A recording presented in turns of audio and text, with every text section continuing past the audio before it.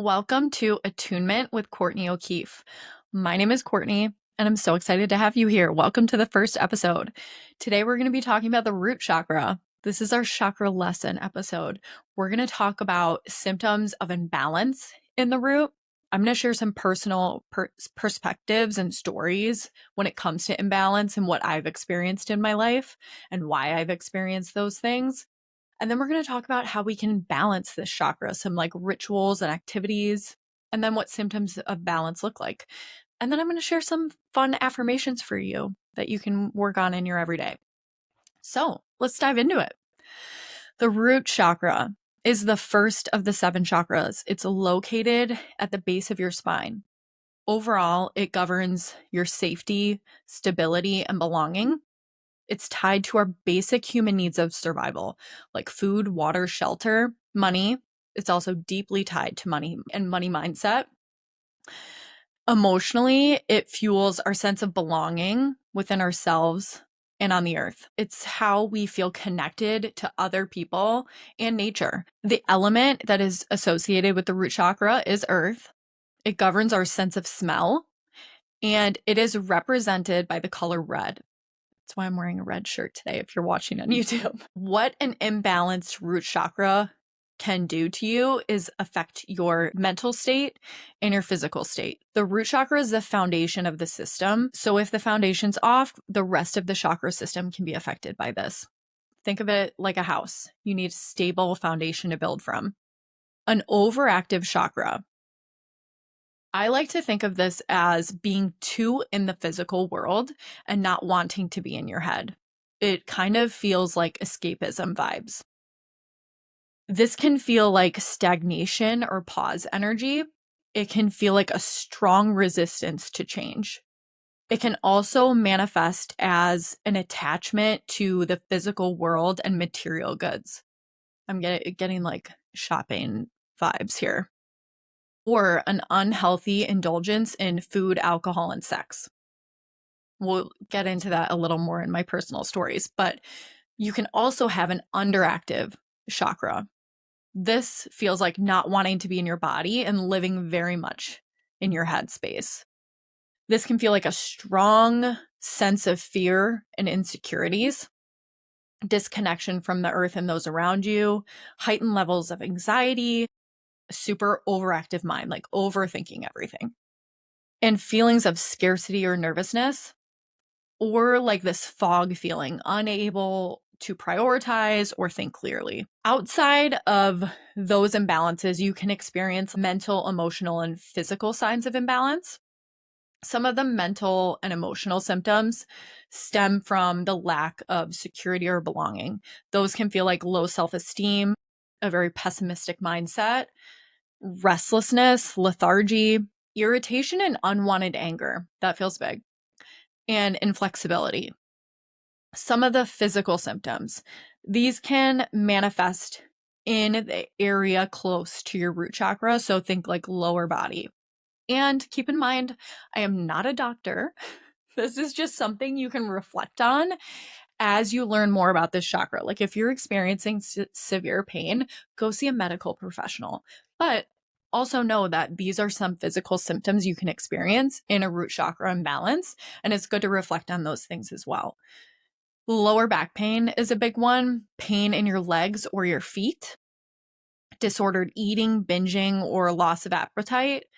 Elimination issues or constipation is one thing, or incontinence, and weight loss or weight gain, lowered immunity. And again, I'm not a doctor, but those are just some things to think about. So now that we have those symptoms of imbalance, I kind of want to share some of the things that I have experienced when it comes to that before we get into how to balance them.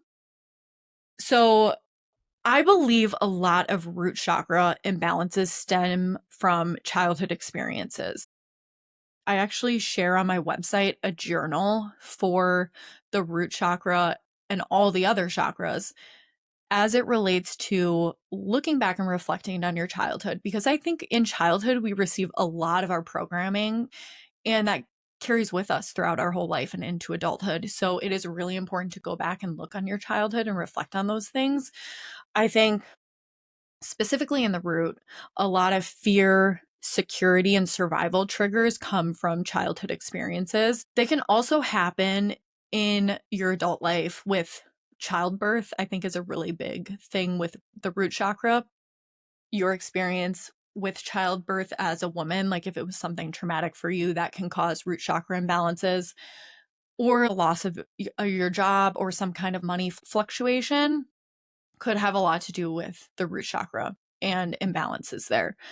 So some of the things that happened to me in my childhood that I have reflected on and have found have to do with my root and any imbalances that I had there, a lot of it stems from my parents' relationship. And they actually recently went through a divorce. So it's interesting because I have felt that that has healed some of my imbalances there. And it's allowed me to be more myself because of the relationship that they had was very traumatic for me as a child. I was raised in a very strict environment, as well as one where I was not really allowed to express my emotions or my feelings. I was sent to my room if I experienced emotions, which is very isolating. And I didn't have a big sense of belonging, quote unquote, in the family. And that was one thing that I have reflected on that has to do with my root chakra imbalances. I also, if you didn't listen to my first podcast, the Able podcast, I share my story where I experienced childhood sexual abuse. And that is something that deeply affected my root chakra when it comes to safety. And that is something I reflect on often. I just didn't feel like I had a lot of autonomy as a child. My dad was really verbally abusive, and we've talked about this in my adult state now. Him and I have had good conversations about this, that because your parents, at least my parents, grew up and experienced their own experiences, they only could start from the place that they were in when it comes to parenting. And it's interesting now seeing me go through my spiritual healing and seeing them start to heal from it. That's what generational curse breakers do, which I feel like a lot of people who will listen to this podcast are those generational cycle breakers. So I'm not trying to like knock on my parents. We all experience trauma related to the root. And I am someone who believes we kind of sign up for it in our spiritual contracts. So I'm not putting blame on them, but it was the environment that I was raised in that I did not feel a strong sense of security or safety especially when it comes to emotional safety. I always had a roof over my head, food on the table. There was always money provided for me. So not in that sense. It was more of like my body did not feel safe, especially with my sexual trauma. So knowing that, I experienced a lot of overactive and underactive symptoms that were triggered in my root chakra imbalances. And I'm going to go into a little bit of those. So overactive examples that I have. I definitely experienced an extreme attachment to the physical world and material goods with like an unhealthy indulgence in alcohol as well, especially in college. I experienced PTSD as it relates to my sexual trauma. And anytime that would come up, I did not want to be in my head. I would like totally binge drink and binge eat sometimes. And that was a way to kind of get out of my head because I did not want to reflect on those things. And yeah, that was huge for me. I also have issues. I wouldn't say it's like a full-blown shopping addiction, but there is definitely money mindset stuff that I have worked through in relation to my dad as well. And it has to do with that emotional safety. So I would shop and buy things to flee emotions that I was feeling. Growing up, rather than getting apologies or conversations about situations where my dad did mess up, we would be bought gifts. And There would be no discussions about what happened. Buying something was used to like bypass the emotions and connection.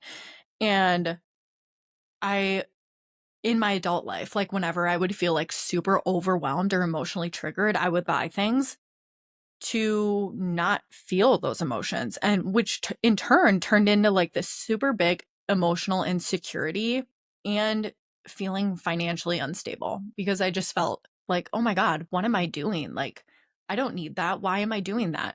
And reflecting on that and realizing where the root was of that issue was huge for me. And I was able to heal that. And I still work on it every now and then. I mean, I love to shop. I love clothes and I love love looking fancy and cute. But I don't do what I used to do. I address my emotions in a safe and calm way that I never used to do in the past. And I wouldn't have been able to do that if I didn't look back on my childhood and reflect on those financial and emotional wounds. So those are examples of overactive situations that I experienced. Some underactive root symptoms for me were before my spiritual journey and awakening. I was very disconnected from family and friends. I had very low self-esteem. I also think childbirth triggered a lot of these underactive symptoms for me.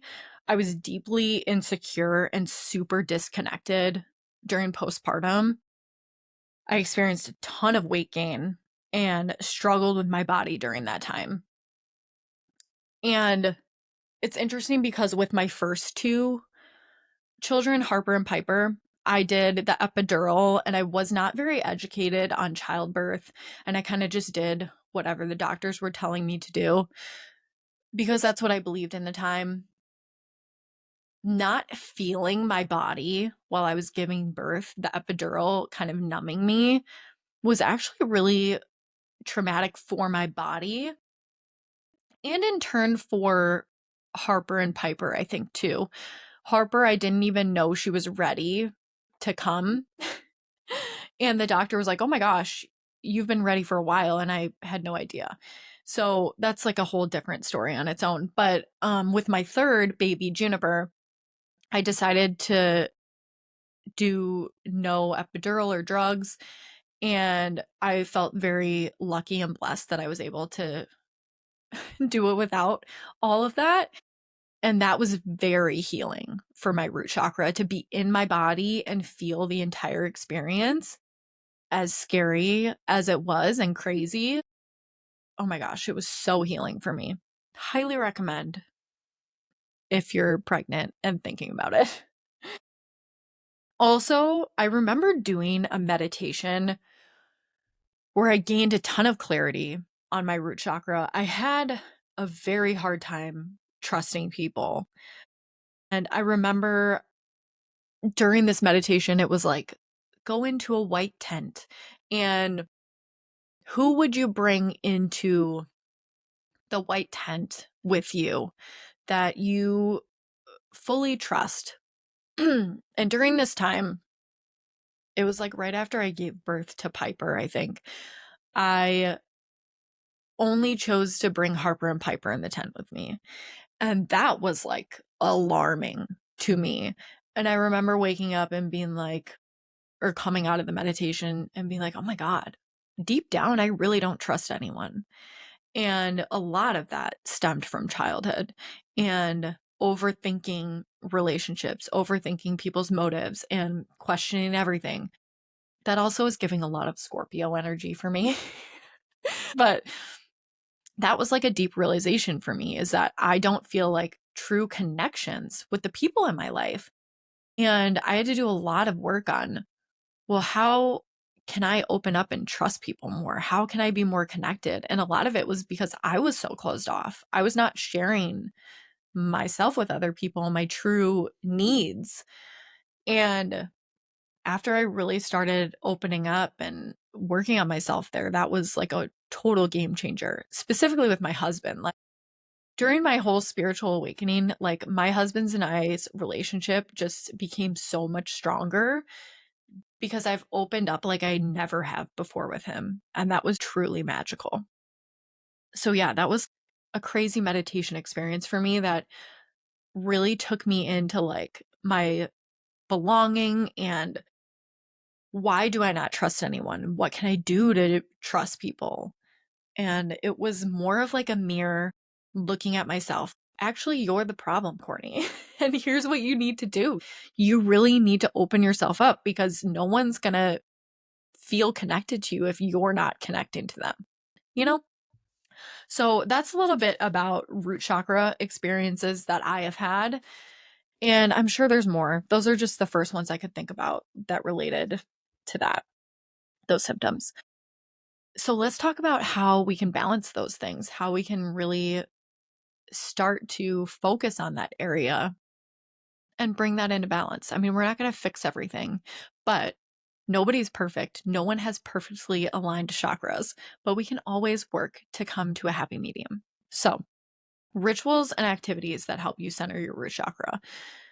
I personally love journal prompts. I talked earlier that I have a free journal workbook that has to do with the chakras, specifically on childhood healing, on my website. Check that out. Meditations centered around the root chakra. I'm going to share one next week, but I also love to just like hop on YouTube and Google or YouTube guided meditations with the root chakra. I love like a 10 to 20-minute meditation, and those are always great. I get something new out of each one. So look into that. Getting out into nature is huge.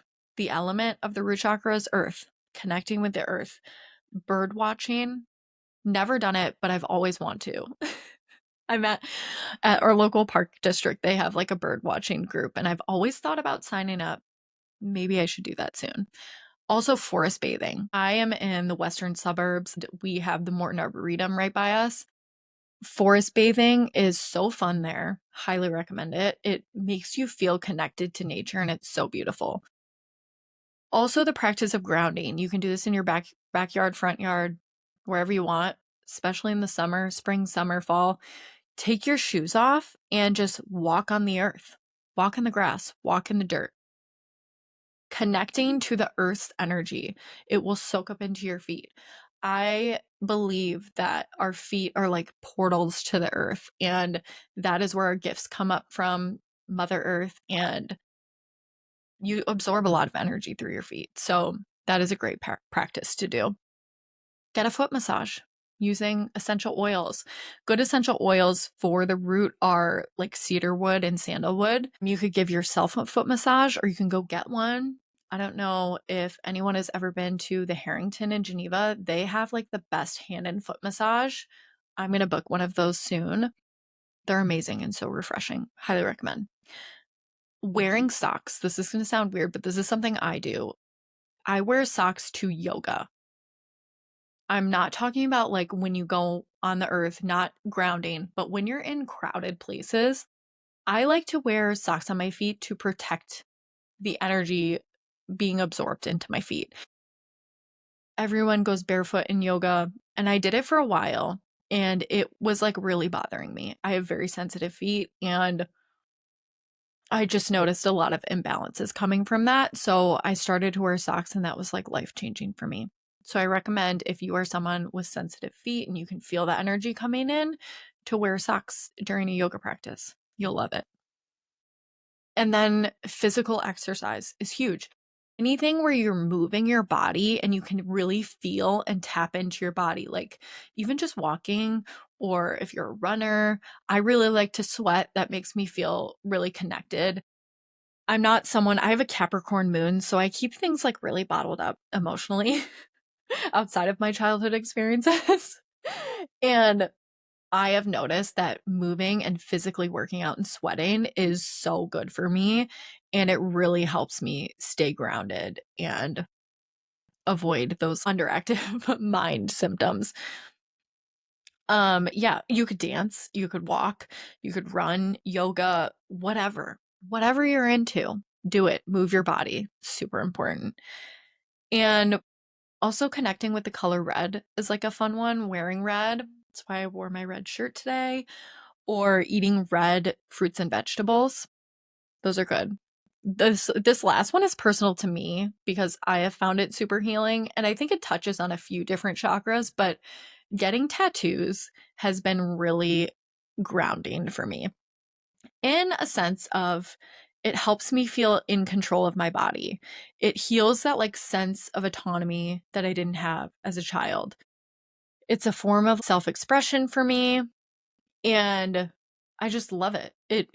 I mean, it hurts when you're getting it done. It feels connected to your body, and it's like you're controlling it. You are controlling your own body, my choice type of vibes. So I'm not out here telling everyone to get tattoos, but if you want to try it, try it. Love it. So now let's talk about balance.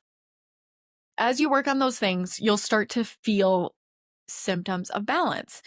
When your root chakra is aligned, you feel a strong sense of belonging. You know you are cared for.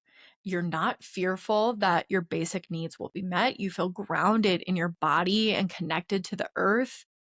There is a sense of awe when it comes to the beauty of the earth, and you're super appreciative to be here. You don't feel that disconnection in the symptoms of imbalance. And you're able to meet challenges with a more grounded flexibility, which is super important.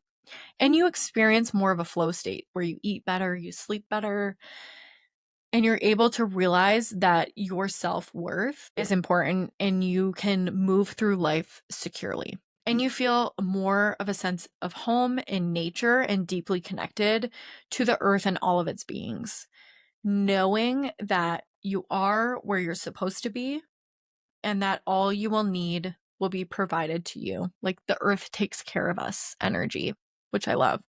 Symptoms of harmony in your root chakra are stability, security, groundedness, confidence, passion, connection, clarity, a sense of calm, and good, positive self esteem. Obviously, we're not going to feel those things every day, but that is the feeling or the vibe or the energy that you will get as you start to balance your root chakra. I'm also, as we wrap this up, going to share some affirmations. If you like these, maybe jot some down, put them on post-its, put them on your mirror, in your daily planner, your journal, wherever you're going to see them. Sometimes if I'm really working on something, I will write every single day in my journal that affirmation until I feel like it's really sunk in. So here are the affirmations for the root that I'm going to share with you. I am safe to be me. I am at home in my body. I belong here exactly where I am. I have everything I need to survive and thrive. I am loved. I am supported. I belong. It is safe to trust life and build new roots. So that is it. That is our chakra mini lesson. I hope you got something out of it. And come back for the next episode while we do a root chakra meditation to help you dive into that space and learn a little bit more about yourself. Thanks so much for listening. See you in the next episode. Visit ablealchemy.com to download your free chakra journal and to learn more about Able Alchemy. This is a place where your dreams and reality align through services like tarot and astrology readings, sound bath sessions, and intuitive branding for businesses looking to align with their manifestations and purpose through soul-led studies such as astrology, business energy analysis, and chakra color theory. Follow along with Able Alchemy on Instagram, TikTok, and YouTube. Please rate, review, and subscribe if you enjoyed the show. Thank you so much for listening, and see you next time.